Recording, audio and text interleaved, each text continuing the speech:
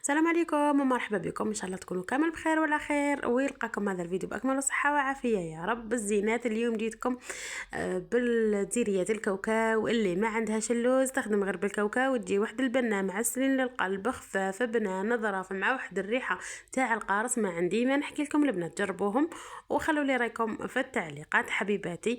واللي جربتهم وما خلاتليش ايضا رايها معليش، ما يهمش، نقول لك حبيبتي بصحتك والعقوبه للفيديو ولا للوصفه الجايه ان شاء الله. نقول لك البنات، هذه الوصفه مضبوطه بمقادير مضبوطه، راح تخرج لك النتيجه ما شاء الله. يعني مش راح نعطيكم وصفه وخلاص، يعني راني نخدم بها اكثر من 8 سنين. البنات الوصفه هذه تحبوا ديروها في اعيادكم، في مناسباتكم، في افراحكم، يعني راح نعطي لكم حاجه ولا دوره مجانيه في المعسلات، في الكلاصاج، في الشوكولا، في اي حاجه تقدروا تصيبوها في قناتي. وبطبيعه الحال حبيباتي، هذه الوصفه راني معتمدتها، مش راح نعطيكم حاجه وخلاص. حبيبتي، اول حاجه رحيت الكاوكاو يكون شويه خشين. انا ديت هذه الغرفيه كامل عندكم انتوما. الغرفيه هذه اديت ثلاث عبارات تاع الكاوكاو، وزدت عليهم عبار تاع السكر كيما راكم تشوفوا الزينات. ومن بعد نعاود نرجع نرحيهم في الاشوار حتى نتحصل على الشكل تاعهم، ولا على القوام تاع الكاوكاو يكون كيما الطعام، كيما راكم تشوفوا فيه البنات. قوامه بزاف يعني بزاف بزاف رقيق، ماهوش رقيق بودرة، يعني السكر ما يخليش يولي بودرة، وفي نفس الوقت يجيكم رقيق. يعني القوام تاعو قلت لكم كيما الطعام اللي يكون رقيق. راكم تشوفوا فيه البنات في الصوره، يعني ما نحيت منه من الفيديو والو، خليتكم تشوفوا كيما راكم. هنا البنات جبت 4 حبات تاع البيض يكونوا كاملين بعد ما شللتهم.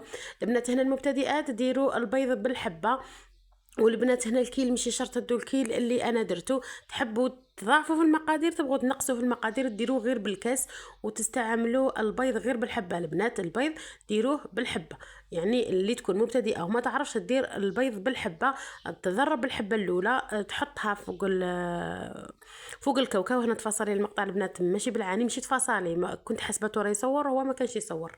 البنات قلت لكم المبتدئات تضيف الكاوكاو بالحبه، عفوا البيض بالحبه، تضرب بالحبه الاولى وتضيفها، ومن بعد تزيد الثانيه، ومن بعد تزيد الثالثه. وما تنساش لاروم تاع الفاني، اول حاجه هذيك قاعده، ولا لاروم تاع اللوز كيما تحبوه نتوما. هذه قاعده من اثنين، يا ديري لاروم تاع لافاني يا ديري لاروم تاع اللوز، وانا نفضل ندير فاني. وثاني حاجه بعدها ندير اللوزات تاع القارص في اخر يعني في اخر الوصفه، يعني كي نكون رايح نخدمها باش نطيبها باش ندير القارص. انا البنات بعد ما كملت البيض هنايا ذاك الكميه دات لي 5 حبات تاع البيض متوسطين الحجم، وخليتهم يرتاحوا. ما تنسوش البنات هنا تحبوا ديروا نوات كوكو، ديروا كاس تاع نوات كوكو ولا نص كاس تاع نوات كوكو. انا ضفت نص كاس تاع نوات كوكو، وكما قلت لكم ما كانش يصور كي كنت رايحه ندير البيض، فما درت نوات كوكو وهو ما كانش يصور تليفون.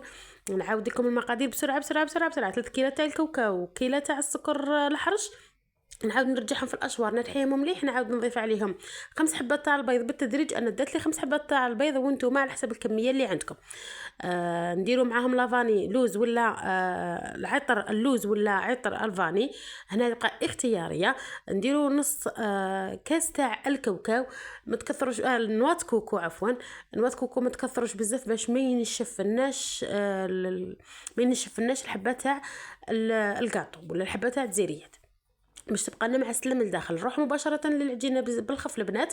العجينه درت فيها 4 كيلات تاع الفارينه. الكيله كيما قلت لكم البنات تكثروا ولا تقلوا، ندو 4 كيلات تاع الفارينه، كيله تاع الليدام، كيما نقولوا سمن ذايب، زبده ذايبه، زيت، يبقى اختياري.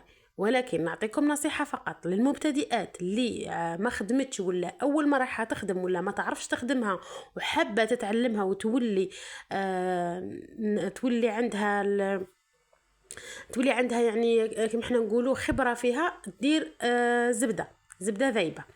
هنا البنات الفارينه هذه اللي عندي ما شربتش كامل ليدام، زدت لها نص كاس تاع الفارينه. هنا البنات اكدوا على الفارينه هي اللي تخرج لنا الوصفه تكون ناجحه، ويا تشرب بزاف وتجينا العجينه يابسه، يا ما تكونش تشرب كيما انا صارت لي وصدت ليدام فيها بالزايد. يعني هنايا تكوني لازم فاطنه مع روحك، هنا الفارينه ما تخليهاش تغلبك.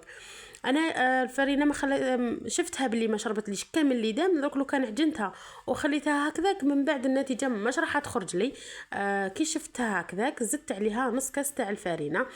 قلت لكم البنات حطيت 4 كيلات تاع الفرينه، كيله تاع ليدام سواء كانت سمن زيت زبده. المبتدئات يستعملوا زبده ذايبه، نعجنها بالمزهر ورشه تاع الملح ما تنساوهاش. نعجنها بالمزهر ونخلي هذا الاثنين يعني الكوكا والعجينه نغلفهم مليح، نخلي ما نخليش كامل الهواء يدخل ليهم ولا.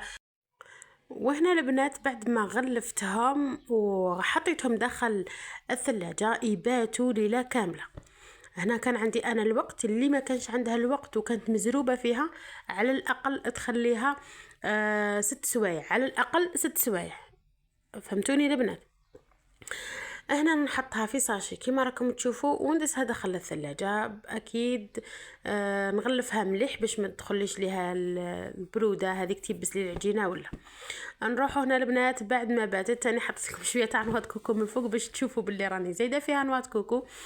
البنات هنا بعد الغد من ذاك يعني بعد ما باتت ليله كامله العجينه والكاوكاو، درت هنا مبشور الليمون. واحد الريحه يا البنات تاع مبشور الليمون، صرتو هذا الاخضر. شوفوا هنا القوام اللي صبح عندي تاع الكاوكاو بعد ما تشرب كامل هذاك العسل. السكر اكيد يتعسل، ندير له البيض يولي عسل. ذاب لي ذاك السكر. شوفوا القوام اللي راني متحصله عليه مع راه بارد. شوفوا نبقى غير نعجن فيه حتى تعاود ترجع تطرى. يعني هنا البنات الا صطوها يابسه بزاف بزاف ضربوا حبه بيض واحده اخرى وبداو غير تضيفوا بشويه حتى تحصلوا على النتيجه. ولكن انا الطريقه اللي عطيتها لكم مش راح تحتاجوا تزيدوا ديروا البيض. الطريقه اللي راني مديرها لكم فيها تتبعوها بخطواتها وبمقاديرها، مش راح تزيدوا فيها البيض ولا تحتاجوا تزيدوا. يعني طروا العجينه غير بيديكم فقط، نحلها شويه ديك البروده ترجع كي من كانت. شوفوا كانت في الاول يابسه ومن بعد كي راني نعجن فيها طرات. هنا مبشور القارص تخلوه هو التالي باش يخلي لكم هذيك الريحه الشابه وهذيك البنينه. الله الله، انا من محب القارص بزاف، نحب الوصفات تاع القارص نموت عليه. هنا البنات بعد ما ضريت العجينه رحت جبت الميزان تاعي نوزن 35 غرام. فهمتوني البنات؟ نوزن 35 غرام. في الحبات تاعنا تجيني متوسطه، ما تجينيش كبيره بزاف وما تجينيش صغيره بزاف. نكمل كامل الكميه، نوزن كامل الكاوكاو اللي عندي، نكورهم مليح ونحطهم في سنيوه، نغطي عليهم ونخليهم يزيدوا يرتاحوا. كما راكم تشوفوا البنات حطيتهم كامل في سنيوه ونخليها الزيت ترتاح. من بعد هنا البنات نروحوا للعجينه تاعنا. العجينه هنا البنات السطار تاعها تراهي ما شاء الله. درت رشه تاع المايزينا ونجيب العجينه تاعي ونفتحها بالحلال. تجيني سهله، ما تعبنيش، ما ترجعش، ما تغبنيش كامل في الخدمه. يعني نص ساعه وانتي خدمتي 30 حبه تاعك تاع زيريات رمشه عين، يعني مش راح تشدك بزاف. شوفوا العجينه كيفاش راهي تتبسط فوق طاوله العمل ما شاء الله، يعني مش راح تكلفني. هنا البنات مستعملوش الفارينه، استعملوا المايزينا، لانه الفارينه من بعد كتروحوا تعسلوها تعطي لكم واحد كيما حنا نقولوا في العسل ما يوليش يتلصق، يولي العسل يتلصق بزاف. ما توليش تبقاش لماعه، يعني ما يبقاش فيها هذيك اللمعه. هنا من الافضل نديروا فيها المايزينا ماشي الفارينه. نفتحوا هذيك العجينه تاعي نبسطها مليح تولي رقيقه، تشوفيها تولي شفافه. نجيب هذا القطر تاع الطابع ولا تاع المول، فيه من 9 إلى 10 سنتيمتر القطر تاعو. نطبع العجينه تاعي كيما راكم تشوفوا هنا. شوفوا البنات كيفاش راهي تترفد لي بسهوله، ما غبنتنيش كامل العجينه. يعني هنايا نجيب مول نحط فيه العجينه تاعي. وهذا هما ليمون البنات انا اللي عندي، وانتم ليمون اللي عندكم، ماشي شرط كيما اللي عندي انا، ولكن انا نحب هذا ونفضل هذا تاع الزيريات يكونوا بالشكل هذا ولا بالشكل تاعهم هذا، يعني شباب يعني ويجوا سهلين في الخدمه ثاني. شوفوا البنات كيفاه اخرجت لي في المول. هنايا نعاود الكميه الثانيه. وهنا البنات بعد ما عمرت كامل الليمون تاوعي نوريلكم كيفاش ندير نخدم هذاك الرشم اللي من الفوق تاع الكاوكاو. وهنا البنات اللي نحط الحشو تاع الكاوكاو داخل المول، نعبز عليه غير شويه باطراف اصابع اليد، ما نعبزش بزاف. هنا ما نستعمل لا زيت ولا ماء، نخليها هكذاك غير باطراف اصابع اليد، نخبزها شويه، نحكم هذيك الحافه تاع المول، نحط فيها الغلاق. انا فضلت الغلاق تاع المظهر شبابه ايضا يساعدني في الخدمه. نحط هذاك الرشمه ونعبز عليها مليح باش تخرج لي كي طيب، ونحط الحبه تاع اللوز ونزيد معكم الحبه زوجه تشوفوها بطريقه بسيطه. وايضا راه الفيديو يشرح نفسه بلا ما نهضر حبيباتي. نكمل كامل الرشمه تاعي وندير عليهم الحبه تاع اللوز بلا ما نزيد لها حتى اضافات ايضا حتلصق لي مليح. هنا البنات نحطها نعبز عليها ونحمرهم في السنيوه او نشوفوا النتيجه النهائيه.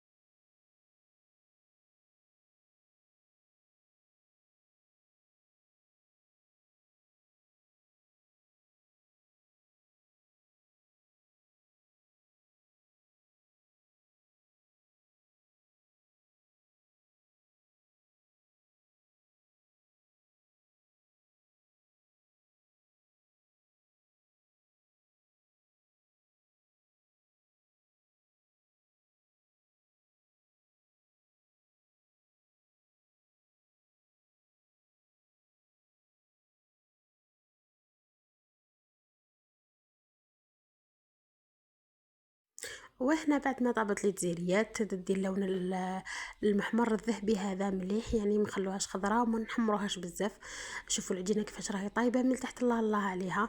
نثقبها بالكوردو ولا بالموس ونفرغ عليها العسل، نعبي عليها العسل يكون عايم عليها من فوق باش تشرب كامل العسل حتى للقلب وما تجينيش ناشفه. البنات نخليها تبات ليله كامله ومن بعد نعمرها في الكيسات ونحط لها هذاك الدونتال الشفاف اللي يشد لي العسل، هذاك يساعدني بزاف باش يبقى لي التزيريات تاوعي طريين. وهذا هو الشكل النهائي. نقسم معكم حبه تشوفوها البنات باش تعرفوا النتيجه اللي تحصلت عليها، يعني نتيجه مضمونه 100%. تبعوا فقط الخطوات والمقادير. وهنا تعمدت نوري لكم حبه اللي تكون حمراء بزاف، وانا نحب هذا اللون ونحب ناكل القاطو يكون احمر، الله الله عليه.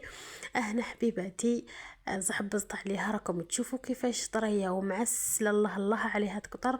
ذقت منها يا البنات الرجيم راح لي، يعني ما قدرتش نقاومها صراحه. بنت القارص بنت الكاوكاو، ما تقولوش باللي كاوكاو تحسبوه صح صح لوز. بنينه البنات، بنينه بنينه، ما نحكي لكمش عليها، تجربوها. ونقول لكم البنات نتلاقاو في ساعه خير ان شاء الله. وهذا هي الوصفه تاع اليوم. الفيديو القادم بحول الله تعالى شاهدكم في الجنه، والى اللقاء.